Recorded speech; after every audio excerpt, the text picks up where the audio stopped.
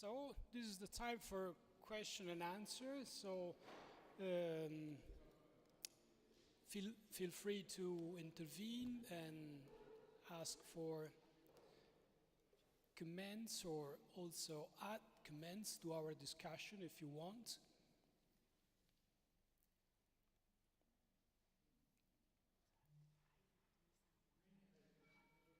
Please. Leonardo Morlino. I have a question for Cristiano and a question for... Should be over. Yeah, it's open already. A question for Cristiano, a question for Rachel. A question for Cristiano is this one. This implicitly also a question for Salvatore. Why did you connect conspiracy theories and post-truth? What is the idea? Could you develop this idea, this aspect of connection? Because, for example, Rachel or also Claes, in a sense, directly and indirectly presented a different kind of connections that, in a sense, are more classic in the literature. So why? The other point about the link. Actually, there is a literature, you know, very well on the link. In fact, you indirectly, Cristiano, were referring to that literature when you were mentioning in one slide a declining trust. Actually, all the literature around dissatisfaction is the link, is a key point in the link that you were mentioning. Could you come back? The link, yeah, when you said about the link. Rachel, no, the question is this one. Let me put it this way. If you are right that the post-truth was already there in the previous campaign, why they invented the expression now? There is something new. And in my view, there is something new. And there is, at this point, no longer the pretense that there is a truth.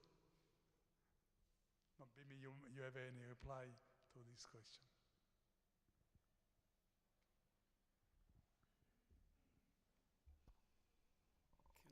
Can we probably collect some other question?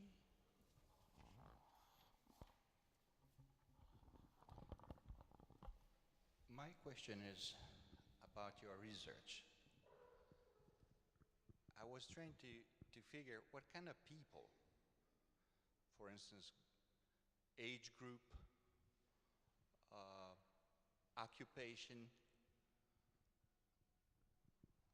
political bias or political tendency.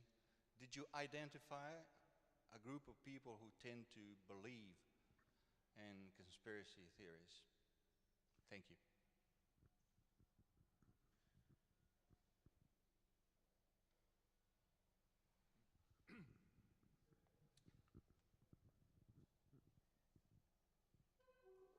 My general reaction to the presentations was that there was not a lot of discussion of what is distinctively different about this moment, and indeed a tacit argument that nothing much has changed. Just for your consideration, let me present a counter-argument. In politics, only a small portion of what we hear from candidates and parties is testable through our direct personal experience. Most of it is going to be mediated through institutions that are the sources of information, allegedly. And so we are very dependent on the trust that we have in institutions.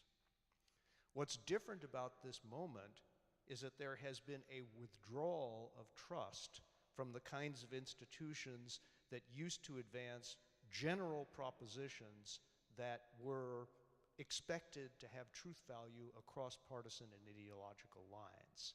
So what we have now is a fragmentation of trust, away from institutions at the peak of what used to be the bell curve and towards the left and right tails. And so it's not post-truth, it's post-one truth. And what we have now is people who believe propositions from different institutions that are themselves motivated principally by political considerations. That's certainly true in the United States at this point, where there's been a massive withdrawal of trust from all mainstream sources of information. So I don't think it's post-truth so much as post-trust, or not even post-trust so much as post-unitary trust and a transition to the fragmentation of trust. But trust is essential. That's what allows us to accept and affirm propositions that we can't test directly.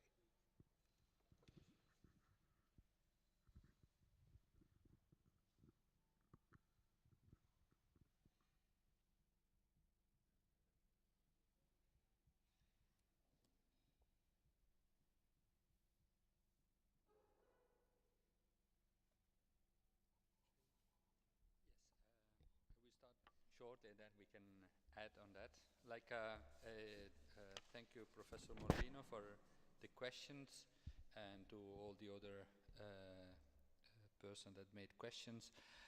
Starting with post-truth, of course, like one important element of all this stream of research is to define precisely what we are talking about and what belongs to what. So that indeed, it is a reflection that should be brought about. In this case, I gave like an element that is not in the mainstream of research, but that can be taken into account.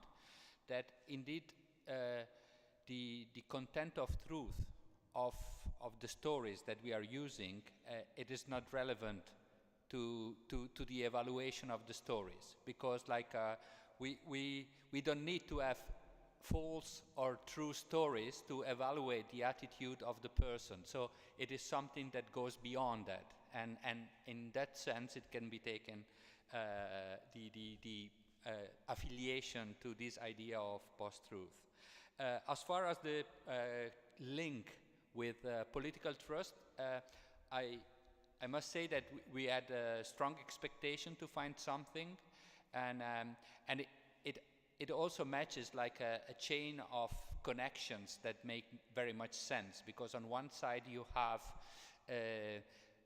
parties and movements that really point the finger against the establishment or the traditional parties, and on the other side you have citizens that they are losing faith in the established party or in the established system, and then you at least can hypothesize a connection between the two things.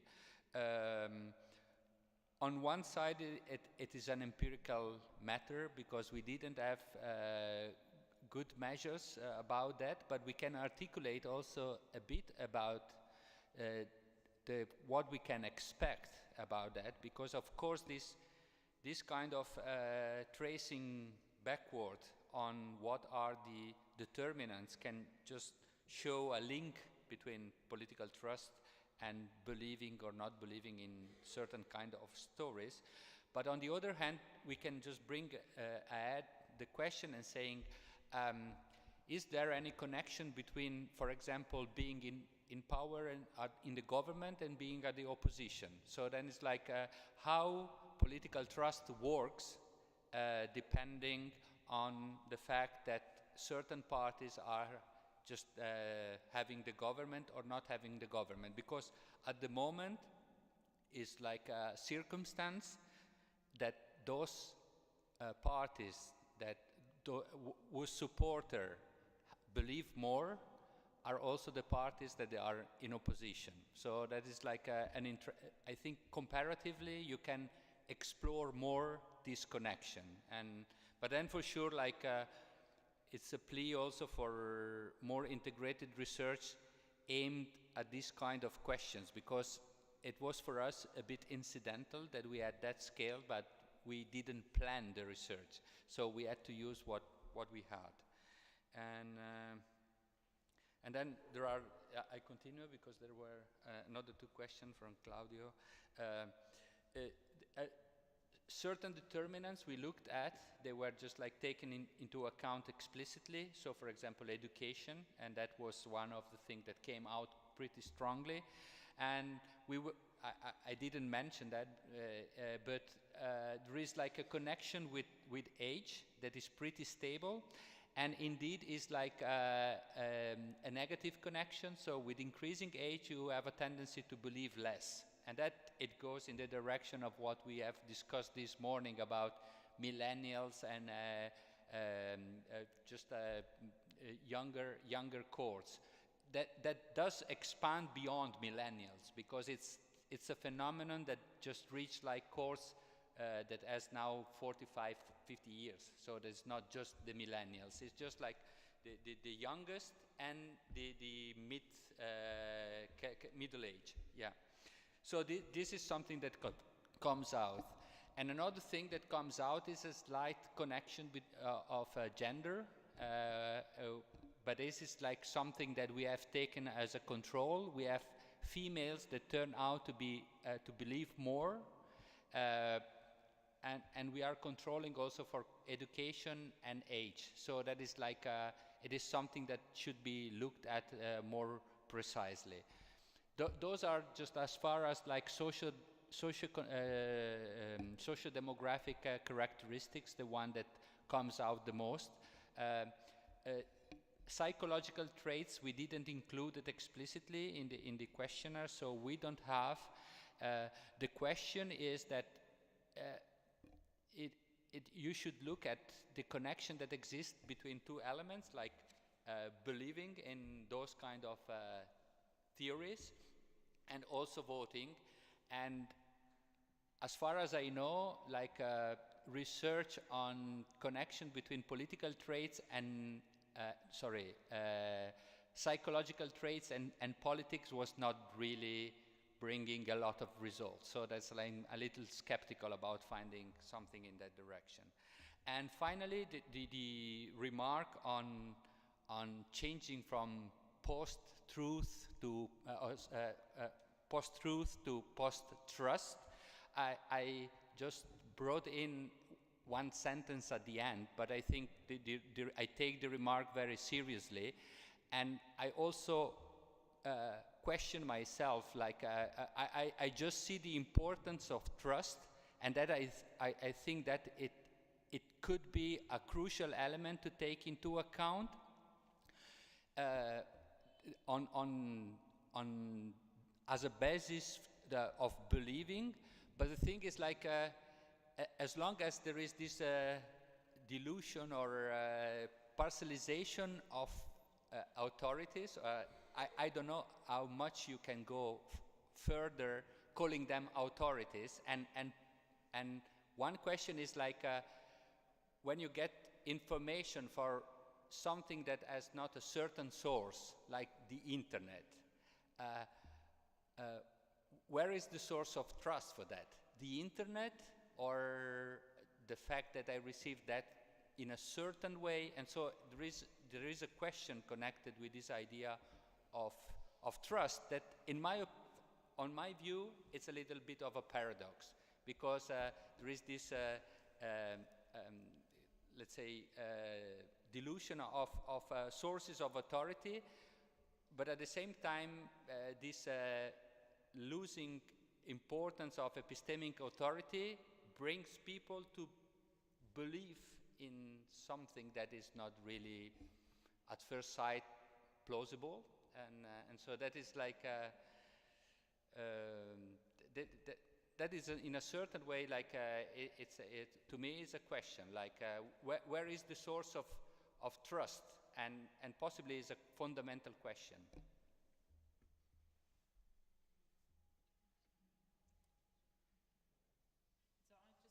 On the question actually about the conspiracy theories versus fake news and what's the difference between the two. So that wasn't directed at me, but I had a thought about that, because I thought maybe the difference is that with conspiracy theories, at least, it's about news which is already out there, and the idea is that it's somehow faked, or that it's being debunked. Whereas fake news is about creating some kind of new narrative, which is portrayed as the truth.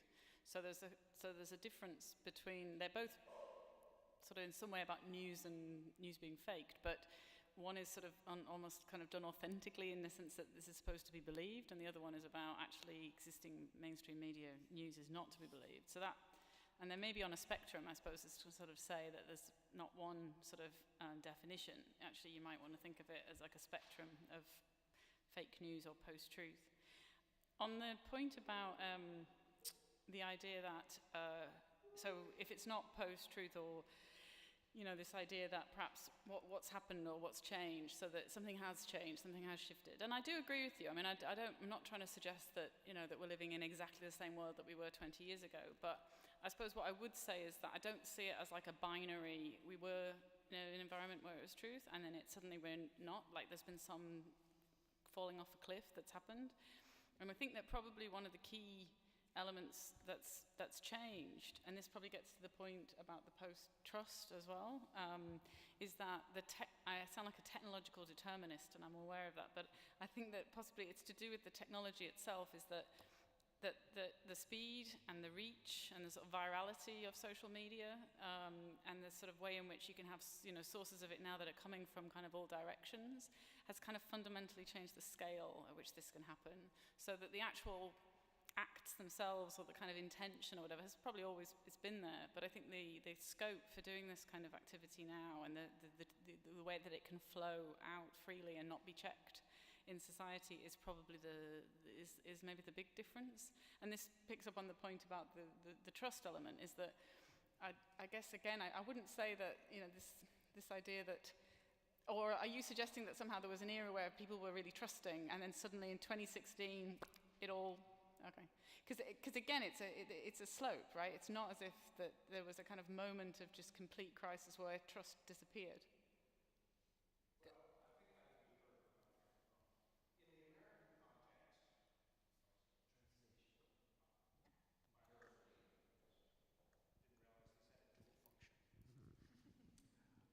In the American context, you can pinpoint the transition from a highly trusting society to a very untrusting society. And in 1965, the United States was a high trust society. By 1975, it was a low trust society, and it turned out to be a change that never reversed itself. And the diminution of trust in institutions has gradually had a series of cascading effects. So while I agree with you that it wasn't a sudden transition in 2016, it hasn't always been this way in the United States. And 50 years ago, when I was a young man, there were a handful, just a literal handful of highly trusted news organizations. Now there's a proliferation of news organizations, each one of which is trusted only by a segment of the population. And there's no one institution that's trusted by everybody. And that's the fundamental structural change which has driven a lot of other changes in American politics. Actually wanted to make a comment on the issue of trust, because I believe it's a key and it's a fundamental question, but to me it's also a question of where the equilibrium is in terms of trust. Because in many ways we want citizens in a society to be critical of institutions. Of course there has to be a baseline on trust, but full and uncritical trust comes close to totalitarian regimes. So a certain equilibrium is needed there, and I think you're pointing to the United States case is also important for a comparative perspective. I guess there are two elements to it. That first of all, if the tipping point was in the 70s, then we don't need to have the discussion today about the lack of trust, right? Because then it's been at that low level for 40 years.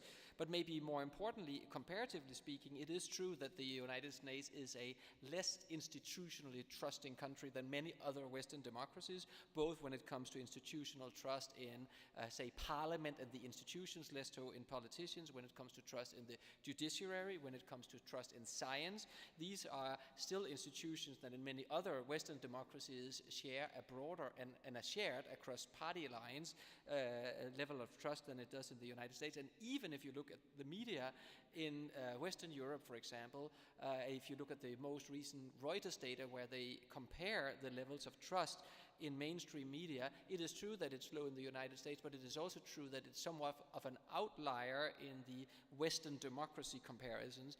And I think that it's important that when we, in the rest of that group of Western mature democracies, have these discussions, that we are cognizant about not importing the parameters of a discussion from the extreme and from a situation where the bipartisan and two-party system and the polarization of the political debate is also very determining even of elements of trust and seeing these institutions. So that was just as an add-on for the international perspective. But I do believe that the trust question is a fundamental one, and there is, of course, a point in time where institutions, take the BBC, that had very high and almost unequivocal trust in Britain, is under scrutiny, has seen decline of trust, but is still a trusted source for news. The tabloids and the newspaper situation is completely different in the UK, but I think that also points to the fact that there's maybe something to be positive about in terms of human agency. The Brits know that their newspapers are really weird, and yet they have a high degree of trust in something like the BBC.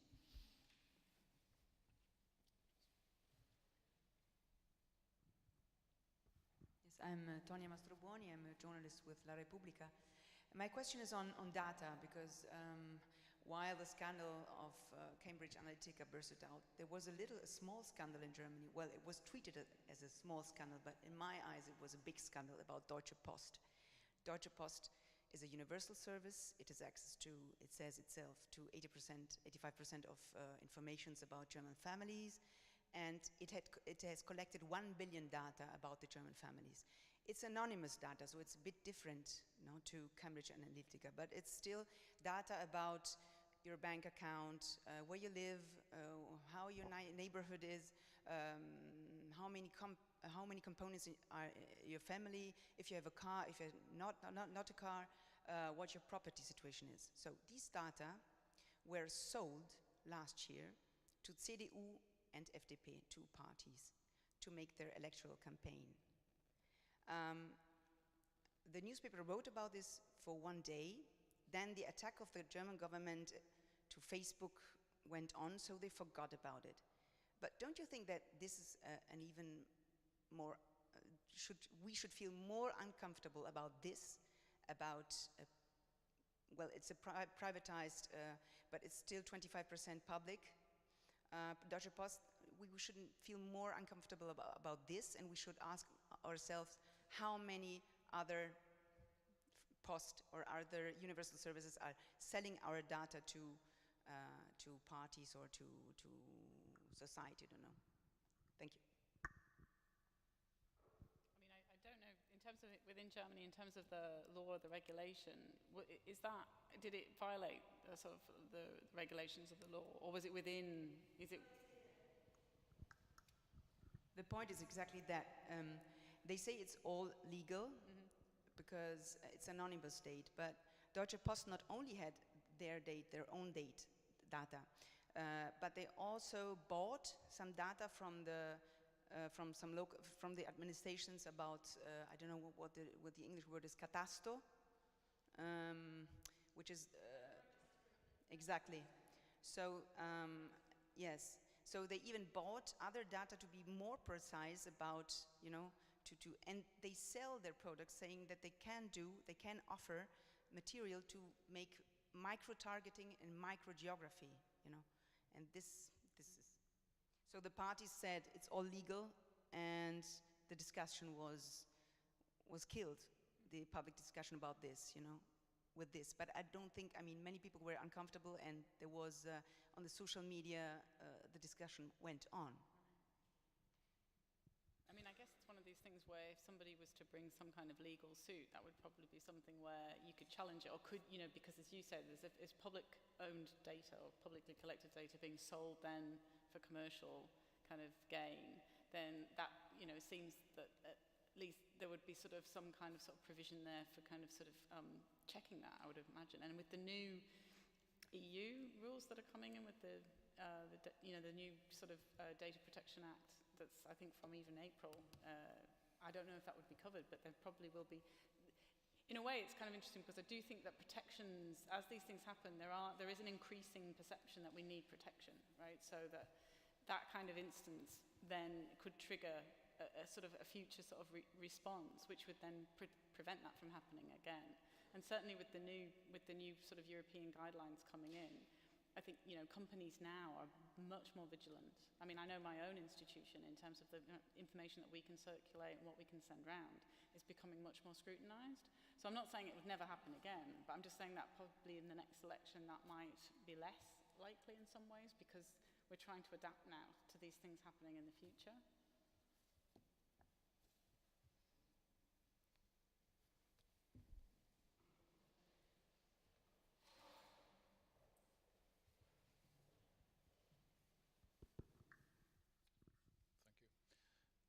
My name's Patrick Hall. Excuse me. Could I just follow up on the last point and the last answer from Rachel? You touched on the possible need for state or international regulation of data campaigning with regard to transparency and informed consent. Now, you said that the EU is introducing some rules. Could you elaborate on those? And I guess, and I don't know what they are, but I guess what they won't do is challenge the basic business model of Facebook. And I think we have a dilemma here, because I bet if you asked Facebook users throughout the world, do you agree with having informed consent? Yes. Would you like there to be transparency? Yes. Would you like your access to Facebook to be threatened, even if that's not entirely true? No, I'm addicted to it. I don't want to let go of it. So there's a dilemma here which requires some political leadership. Does it exist? Yeah, so I think it's the GDPR, Yeah. is the General Data Directive. Regulatory Protection Act. Don't know the actual acronym, but it's GDPR, and I think it's the end of April. All EU member states have to implement it, or have to have implemented it through their own national legislation. And I think one of the big changes in it is that it's beefing up previously what they already had, which was about the idea of making sure that you've got informed consent and how long you can keep personal data for, who you can share it with. But I also think that there's a kind of a real ramping up of the fines on organisations if they then are found to not be adhering to the policy. So in a way, I don't think that necessarily that the substantive kind of import of what the EU is setting out has changed that much, but I think it's actually increasing the fines, particularly if you're found to have not done what you're supposed to do, then actually you can be subject to quite hefty fines. So I think that's why we're seeing organisations now, like I said, even my own organisation, where there's things about, things that you've got to delete after a certain amount of time, and things that information that you would share. So if we get a PhD application now, we can't circulate the details of that application. We have to have a code for that individual that we then go to a database, we enter our credentials, so we are able to access that information. It's not just sent round. And that's a sort of small example. But I think that there's a tightening of those rules. I'm not an expert in this kind of sort of area, so I wouldn't want to sort of comment too much on the detail of the legislation. But I do think it's the kind of enforcement aspect of it as much as the scope of the legislation which is changing. If I can just say something about this, that I think it's the 25th of May that is just going to be the date. The thing is, like, for example, it's going to have like a major effect on research, for example, because like the handling of data will change and will become more burdensome. And for example, there will be much more attention to the indirect location of person, so then not only that you get the name of the person, but from the characteristic, then you can trace the person, so that it will be, and it will bring a lot of more work. That is, it's a good thing, like, to avoid this kind of identification of person. But on the other hand, I think like it will make, like for example, research work much more burdensome. Meanwhile, I think like the big multinationals will just move around the thing, and it will be easily just like turn around. And that's a question also for research, because for example, it won't be possible any longer for surveys, for example, to just ask someone to make analysis without having just a kind of indication of the person that is going to get the data. And that is going to be really different from the way we were working before. For example, for the Italian National Action Study, we still have to discuss that, but we have on the internet a set of databases of the previous election, where, for example, we had information, in certain cases, we had information about the municipality, and that would be completely impossible to have on the internet available for the public after that, the enforcement of that legislation. So that is going to have serious consequences, but as far as constraints on multinationals, I could be just like skeptical. Yeah.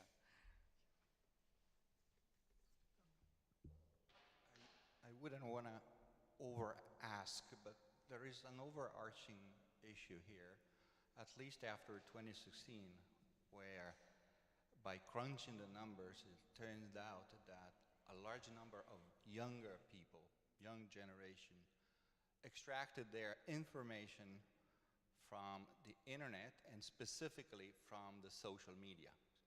I'm talking about Twitter and even more so Facebook. Now, I am under the impression that in the US, the First Amendment would immediately put a halt on the discussion. But it is my understanding that Germany, for instance, is already considering enacting rules, regulations, as far as the social media are concerned. What is your take about that? In terms of practical policies that either the EU or in the national governments could pursue? Thanks.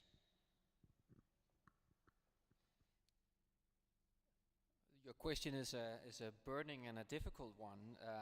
I think if you look at also some of the recommendations that the high-level group of the European Commission just put out on, for example, how to combat fake news, some of the broad thinking is that it's going to be actually hard to regulate your way out of this crisis, because it is such a global phenomenon, because it is transcending national borders, and a lot of these are national prerogatives. And the question is also whether it is desirable at the end of the day to, through regulation, solve this problem.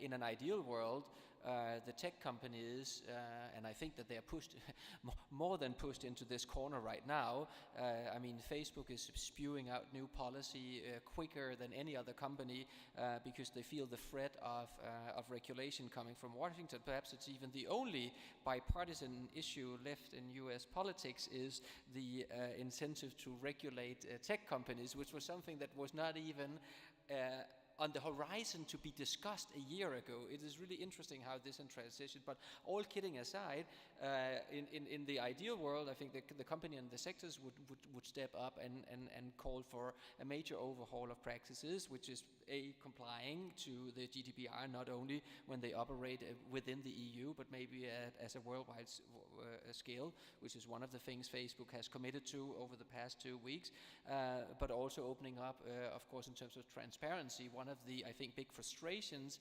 and also challenges for the research community in the discussion as to whether or not illegitimate ads sponsored by foreign nations played a big role in the 2016 elections in very particular locations in 3 states in the United States is that nobody really knows. And that is the big frustration, I think, both from the side of politics but also on the side of research when we're dealing with these issues, that we really need to have that kind of transparency and that kind of knowledge.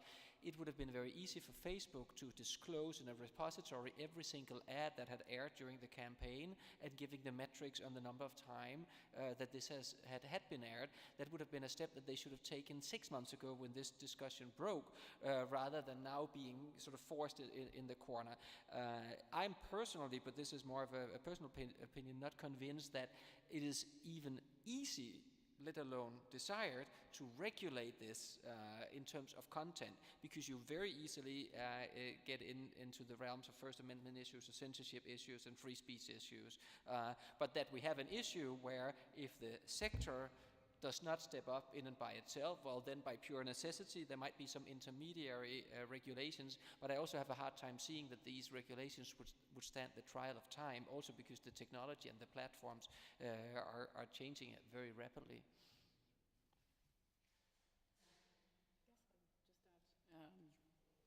There's probably maybe two things. One is the idea of some kind of auto-detection, probably, sort of methods of figuring out what is a fake news story. Then there's certain features, perhaps certain IP addresses that are known as kind of generating these things.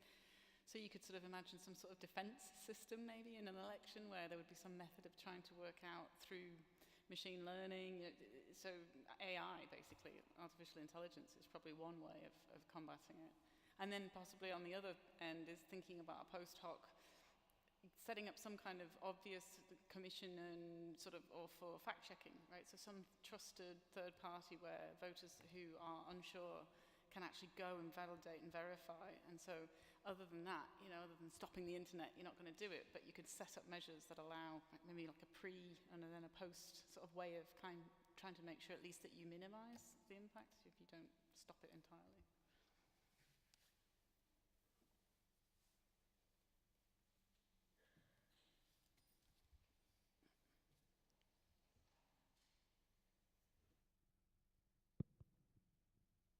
Grazie, chiamo Pietro Chiofalo, mi occupo di giustizia alternativa da 20 anni, quindi mi piace pacificare le parti. In questo spirito pacifista mi pongo il problema delle fake news, perché anch'io sono un cittadino, e mi sembra che il punto di vista delle fake news riguardi soprattutto l'impatto che ha sul popolo e sul voto, quindi sull'uomo della strada. Viceversa, mi porrei un problema e chiederei a voi se esistono delle evidenze statistiche o normative rispetto all'effetto che hanno le fake news nella produzione della norma o nelle decisioni politiche. Cioè si inverte la logica. Esiste a vostro giudizio un'evidenza statistica di un condizionamento delle fake news a livello politico o normativo? Ad esempio, nel passato avevamo un signore che si radeva i capelli, andava sul balcone di Piazza Venezia e convinceva il mondo che si doveva entrare in guerra contro un popolo. Altrettanto, potrebbe essere questo il reale pericolo, cioè che un nuovo dittatore tramite le fake news colpisca e produca delle norme che vadano a fare un effetto devastante piuttosto che in realtà l'utilizzo delle fake news da parte del popolo per orientarlo in sede politica?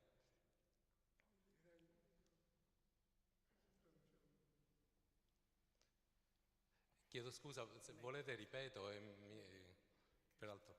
So I just try to translate, like I won't be completely literal on that, but the question was like in this way, like what we have been discussing today, it was mostly like the effects and the sources of fake news on the citizens, okay?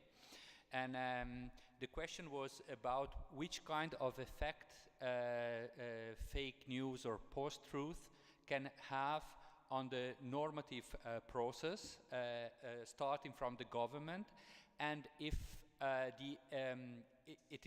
if it is thinkable that there could be a kind of normative source coming from this kind of, I would call that propaganda, and actually just degrade the quality of democracy. If I can, if it's fine.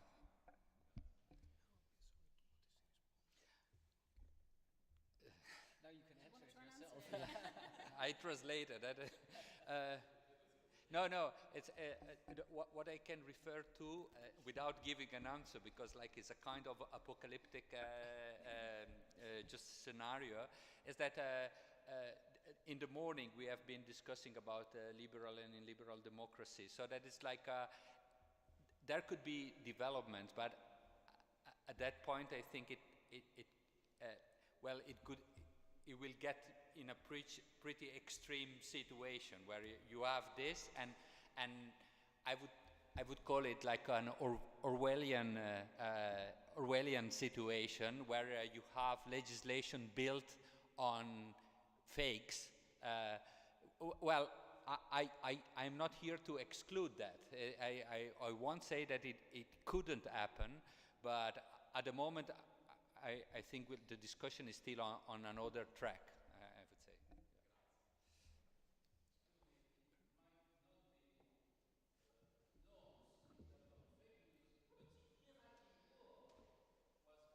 And this was a big decision. It was the Iraqi war was based on fake news created by the power in charge.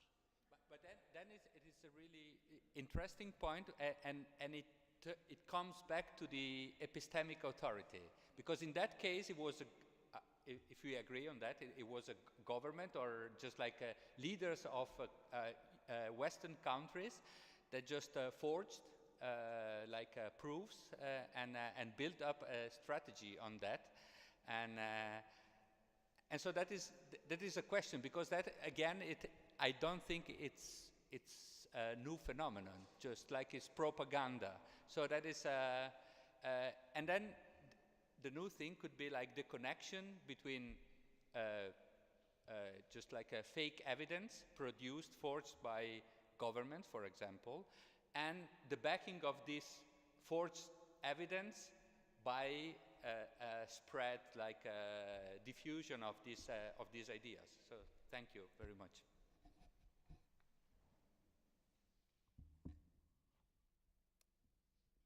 Well, I think we can conclude our discussion for this afternoon. It was very interesting, I hope for you too, and I hope to see you again tomorrow for the second day of our seminar at 9. I'm sorry. Could you? At 9:30. Okay. Bye. Thank you.